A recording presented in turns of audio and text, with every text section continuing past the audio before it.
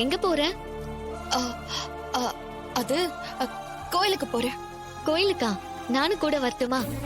அ, இல்ல ரேவதி, நீ வர வேண்டாம். ஏங்கா என்ன வேண்டான்ற? நானும் உன் கூட துணையா வரேனே.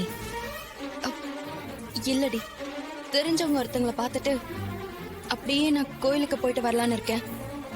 வர கண்டிப்பா லேட் ஆகும், அதான் வேணான்னு சொல்றேன். அப்படியா? சரிக்கா, பார்த்து பத்திரமா போயிட்டு வா. வரேன். அக்கா அக்கா, நேத்து நடந்த எதையும் மனசுல வச்சுக்காத. சித்தி பேசின எதையும் பெருசா எடுத்துக்காத. அவங்க குணத்தை பத்தி தான் நமக்கு தெரிஞ்சதாச்சே. கோயிலுக்கு போய் கடவுள் கிட்ட அம்மாக்கும் குழந்தைக்கும் எதுவும் ஆகக்கூடாதுன்னு நல்லா வேண்டிக்கும். கடவுள் கைவிட மாட்டாரு. சரியாக்கா? ஆ.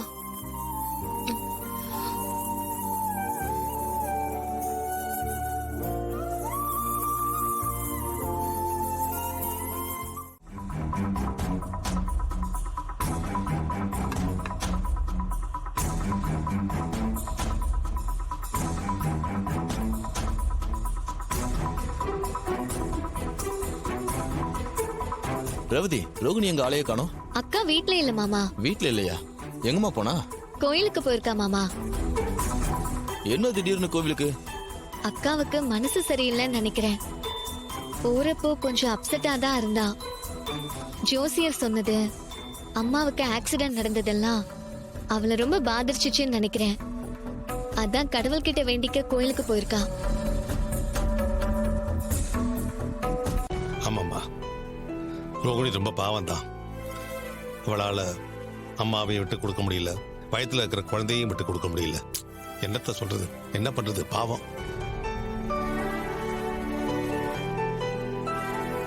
ஆமாம்மா, அவ நார்மலாவே இல்ல. நைட்டு கூட சரியா தூங்காம ரொம்ப நேரமா முழிச்சிட்டு தான் இருந்தா. அப்புறம் நான் தான் ரோகிணியை வற்புறுத்தி தூங்க வச்சேன் மாமா. ஏய், நீங்க எல்லாரும் சொல்ற மாதிரி அவ அம்மாவுக்காக வருத்தப்படுறவளா இருந்தா குழந்தைய கழிச்சிருக்க வேண்டியதானே? ஏங்க, எப்ப பாரு குழந்தைய கழிச்சிருன்னு அந்த குழந்தை என்னங்க பாவம் பண்ணுச்சு? ஏய், உனக்கு உன் குழந்தை முக்கியம்னா எனக்கு என் அக்காவோட உயிர் முக்கியம். கண்டிப்பா குழந்தைய கழிச்சுதான் ஆகணும். ஏய், பாயா மூடு. சும்மா குழந்தைய கலைன்னு சொல்லிட்டு இருக்க. ரொம்ப வருஷத்துக்கு அப்புறம் இப்பதான் உங்களுக்கு குழந்தை உண்டாயிருக்கு. அந்த கலைன்னு சொல்லிட்டு இருக்கே, உன் வாயில நல்ல வார்த்தையே வராதா? இன்னொரு முறை அப்படி பேசுன நான் மனுஷனாவே இருக்க மாட்டேன்.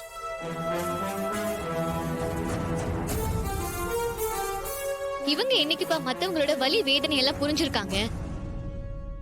எல்லாரையும் காயப்படுத்தி பேசுறதுதானே இவங்க வழக்கம். அதான் எதை பத்தியும் யோசிக்காம அக்கா குழந்தைய கலைக்க சொல்றாங்க. எனக்கு அந்த ஜோசியர் மேலதான் டவுட்டா இருக்கு.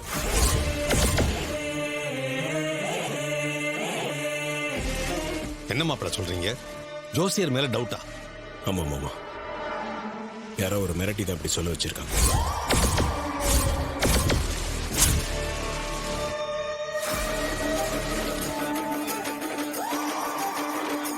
அப்போ ஜோசியர் ரோகிணி ஜாதகத்தை பார்த்து சொன்னது பொய்ன்னு சொல்றீங்களா?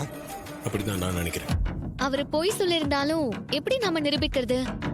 கண்டிப்பா நிரூபிக்கலாம், அது ஒன்றும் பிரச்சனை இல்லை.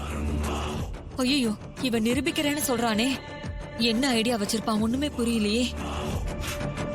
மாப்பிள்ள, அதை மட்டும் நிரூபிச்சுட்டா எல்லா பிரச்சனையும் சால்வ் ஆயிடும்ல? அது மட்டும் இல்ல, அத்தைக்கு நடந்தது ஆக்சிடென்டே இல்ல, அதே யாரோ பிளான் பண்ணி தான் பண்ணிருக்காங்கன்னு எனக்கு தோணுது.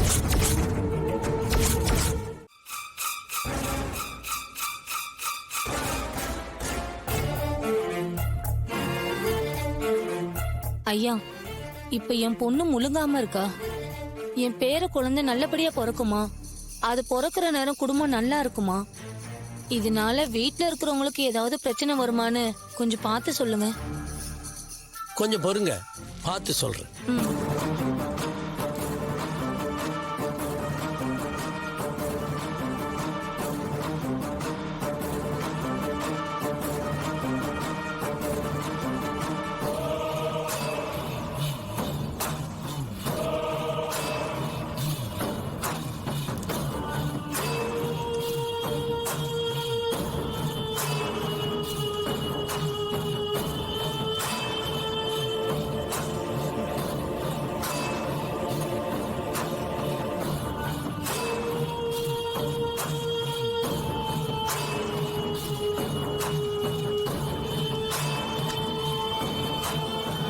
உங்க பொண்ணு ஜாதகம் அமோகமா இருக்கு.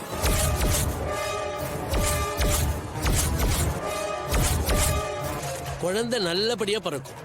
ரொம்ப ராசியான குழந்தை.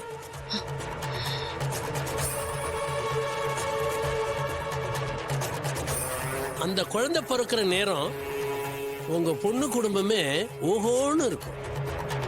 அவங்க வாழ்க்கையில பெரிய முன்னேற்றம் அடைவாங்க. ஜோசியரையா, பிறக்க போற குழந்தையால தாய் வழி பாட்டிக்கு ஏதாவது பிரச்சனை வருமா? நல்லா இருப்பாங்களான்னு கொஞ்சம் பார்த்து சொல்லுங்க. உங்களுக்கு என்னம்மா, பிறக்க போற குழந்தையோட ராசி நீங்க நல்ல ஆரோக்கியத்தோட 100 வருஷம் இருப்பீங்க.